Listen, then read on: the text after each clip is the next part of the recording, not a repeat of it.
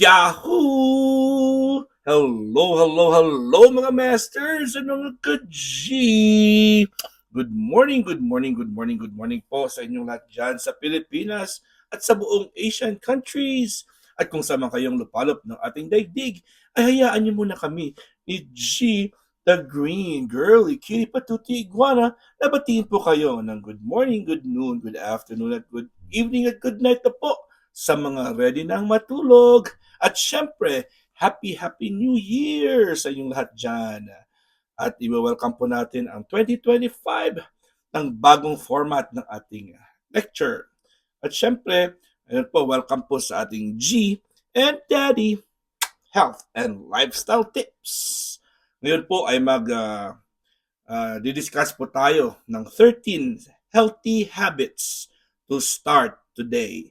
Ngayon po dahil po New Year na New Year, kailangan natin mag-discuss ng mga healthy habits. Starting new healthy habits can seem daunting at first. Kung baka sabi nila mahirap daw. However, the process becomes less intimidating. So as we go along po, hindi na maging mahirap yun mga masters by breaking it down into manageable steps. So isa-isahin po natin ang mga steps para hindi siya magiging mahirap para sa atin. Here are the top 10 healthy habits to kickstart your journey towards a healthier, more balanced lifestyle. Ang G natin ay, na-miss talaga ako ng G natin. Number 1 po is get some exercise. Pinakauna, exercise po mga masters. We all know exercise is awesome for health, di ba? Alam naman natin, exercise is very good for our health. From fighting obesity to boosting energy. But most of us struggle to keep up with the daily recommendations. So marami sa atin yung medyo nahihirapan na magiging everyday na gawin po ito. It can be hard to fit exercise into a busy schedule. Siyempre, busy ako, hindi ako makapag-exercise. Initially, ating mga reasons. Especially when juggling work, family, school, and chores. So, marami tayong mga bagay na ginagawa dyan. Motivating yourself to exercise when you're tired and stressed can also be hard. So, why do it, right? Dahil mahirap daw. Regular physical activity is one of the most important things you can do for your health. Regular physical activity is one of the most important things. Kailangan natin talagang gawin yan. Being physically active can improve your brain. Makaka-improve po yun ng brain, di ba? Health and help manage weight, reduce the risk of disease, strengthen bones and muscles, and improve your ability to do everyday activities. Yan po may tutulong po ng exercise sa katawan natin.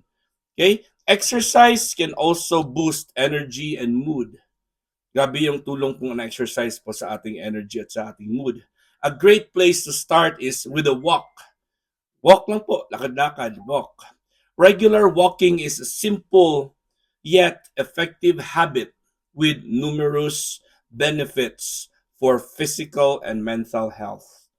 Okay? So walking is na pinaka-importante. Let's just start with walking mga masters and mga ka-G. Plus, walking provides an opportunity for relaxation, letting go of stress, and clearing your mind. Sino ba sa inyo dito yung maganda ang feeling nila or mas na-improve ang feelings po ng kanilang mood pag sila po ay naglalakad? Okay? On days where you can't make it to the gym, sa mga araw na hindi kayo makakapunta ng gym or out onto the hiking trails, so makakalakad, so hindi kayo makakapunta sa mga hiking or sa mga trails na pwede kayong mag-walking, try some gentle movements at home. So marami pong mga pwede niyong gawin sa bahay na pwede nating i-research. Okay? So mga great practice to incorporate into your health today when you can't leave the house. So maraming mga pwedeng exercise, like pwede kayo magkaroon ng stationary bicycle or meron kayong mga gadgets or mga gamit sa bahay, or may mga dumbbells na po kayo, exercise, di ba? Or kahit na bottled water lang po yung hawakan yung ganun-ganun mga exercises. Number two is eat a balanced diet. Eat a balanced diet, G. Ano ba? Very balanced ang meal ng ating G. What you put into your body directly impacts your health, since our bodies derive energy and nutrients from our food. We are what we eat. Kung ano po yung kinakain natin, yan ang po ang ginagamit ng katawan natin. A balanced diet ensures you get all essential vitamins and minerals and other nutrients crucial for optimal function. Kailangan balanse po ang meal natin, ang ating pagkain. Dahil po yan ang source kung saan po tayo nagagaling po ang vitamins, minerals, and other nutrients. Okay? So, adding more plant-based foods to your diet, plant-based, si G talaga plant-based na kinakain niya. Okay? Is a great place to start. Fruits and vegetables can help maintain healthy cholesterol and blood pressure levels, reduce the risk of chronic conditions, and provide essential nutrients. Yan. So, kailangan natin kumain ng healthy vitamin fruits and vegetables talaga.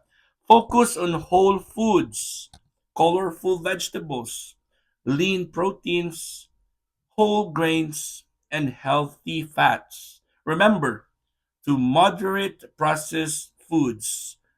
Okay, so as much as possible po, i-limit po natin yung mga processed foods like ham, bacon, sausages, hot dogs, yun, di ba? Mga processed foods talaga or mga canned foods, pwede naman yan. Limit talaga. At also alcohol, sugar, and excessive caffeine. Okay? Tandaan nyo remember to moderate processed foods, alcohol, sugar, and excessive caffeine. Okay? So, practicing mindful eating and prioritizing healthy meal preparation can positively affect overall well-being. Okay? So, number 3 po, get sufficient sleep. Get sufficient sleep po, mga masters and mga ka-G. Quality sleep is as important to our health as diet and exercise. Pareho lang po siya. Ang exercise at ang diet is also equivalent to sufficient sleep. Pareho-pareho lang silang ka-level lang po sila. Okay? Sleep is our body's repair mechanism. Ito po ang paraan sa ating katawan para mag-repair ang sleep. It rejuvenates the mind, repairs cells, and revitalizes the body's system.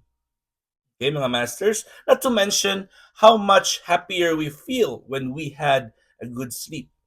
O di ba? Pag maganda yung tulog natin, mas happy po tayo, di ba? Okay? Aim for 7 to 9 hours of quality sleep. Usually 6 to 8, pero 7 to 9 is also, yan po yung ating aim. Aim natin is 7 to 9, pero usually to rest easier, create a serene sleeping environment. Yung medyo makakapag-relax ka talaga. In an ideal world, you want it dark, cool, and quiet. Kailangan dark, cool, and quiet. Consider setting a sleep schedule and sticking to it even on weekends. So walang pili po yan. Kahit weekend po, kailangan yung schedule mo pareho po mga masters and mga ka-G. Wag piliin dahil po dahil weekend po ay kailangan pwede nang mag-cheat day. Okay, as much as possible po, G, as much as possible, your sleeping schedule will be followed. Okay? Diba? So 6 to 8 or 7 to 9 hours a day, that's the best time na makatulog po tayo. Okay? So of course, when it's time to settle in for the evening, try unwind into sleep and chips. May mga may mga pwede tayong manood, magpa-play ng mga music. Pwede tayong mag-relax, di ba? Ganda talaga ng gin natin. So, Love by Daddy. Okay, number 4 is stay hydrated. Stay hydrated po mga masters. Water is essential for the proper functioning of all body cells, tissues, and organs. Very very crucial po ang water sa katawan natin. Drinking enough water maintains body temperature. Yan ang pinaka-importante, it maintains body temperature, aids digestion, lubricates joints, and flushes out harmful toxins. Okay, nagpa-flush po yun ng harmful toxins. Drink at least 8, uh, 64 ounces or 8 cups or 64 ounces of water daily. More than um, more if you're active or live in a hot climate. Okay, if you don't like to taste the plain water, infuse it with some natural flavors like cucumber or lemon. Pwede nyo dadagan ng cucumber or lemon. If you're concerned you may be drinking too much water, consult your healthcare provider. Pwede kayo magtanong kung magkano yung kailangan mong inumin. Pero sa akin, the best is at least 8 cups. Pero 6 to 8 glasses a day. So at least 2 liters a day po ang pwedeng inumin natin. Diba? Alright mga masters and mga ka-G, maraming salamat po sa inyong love and support. At ako po ay happy to start the day right.